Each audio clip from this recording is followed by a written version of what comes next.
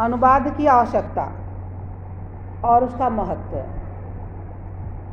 वर्तमान समय में मनुष्य को अनुवाद की आवश्यकता क्यों पड़ी, इसके बारे में इस चैप्टर में आप लोगों को बताया गया है।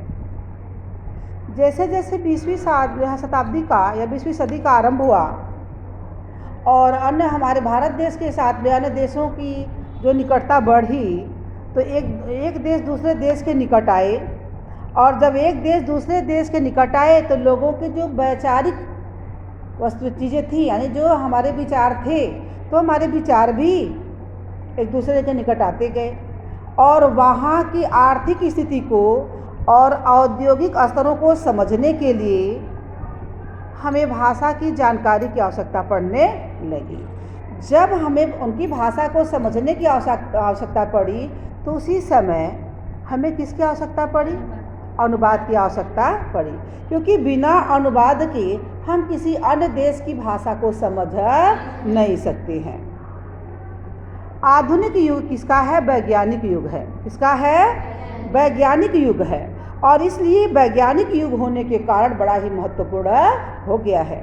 वास्तव में दूसरे देशों के साथ में जो है, हर देश एक दूसरे देश के साथ में क्या कर रहे हैं? कंधे से कंधा मिलाकर के चलना प्रारंभ किए हैं, और वहाँ के सामाजिक स्थिति, आर्थिक स्थिति, धार्मिक स्थिति, सांस्कृतिक स्थिति, सभी विचारों को जानने का प्रयास भी करते हैं।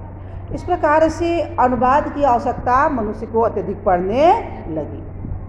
अब अनुवाद को हम कई प्रकार से समझ सकते हैं, यानी कितनी प्रकार से हमें अनुवाद की आवश्यकता पड़ी, तो हम इसको अनेकों प्रकार समझ सकते हैं। पहला क्या है? पहला पॉइंट है राष्ट्रीय एकता में अनुवाद की आवश्यकता। इसमें राष्ट्रीय एकता में अनुवाद की आवश्यकता। भारत जैसा विशाल राष्ट्र है, और भारत जैसे विशाल राष्ट्र की एकता के संदर्भ में अनुवाद की आवश्यकता अत्यधिक पड़ने लगी है। भारत की भौगोलिक सीमाएं कहाँ से हैं? कश्मीर से लेकर के कन्याकुमारी तक फैली हुई हैं। इसका जो भूखंड है अत्यधिक बड़ा है, और यहाँ पर नाना प्रकार के संप्रदायों के लोग भी रहते हैं। तो हम अनेकों संप्रदाय की विचारधाराओं के रहने वाले लोग हैं। अत्यंत जो हमारे सांस्कृतिक चीज़ें भी अलग हैं, तो हमारी राष्ट्रीय एकता इससे क्या होता है कि प्रभावित होती है।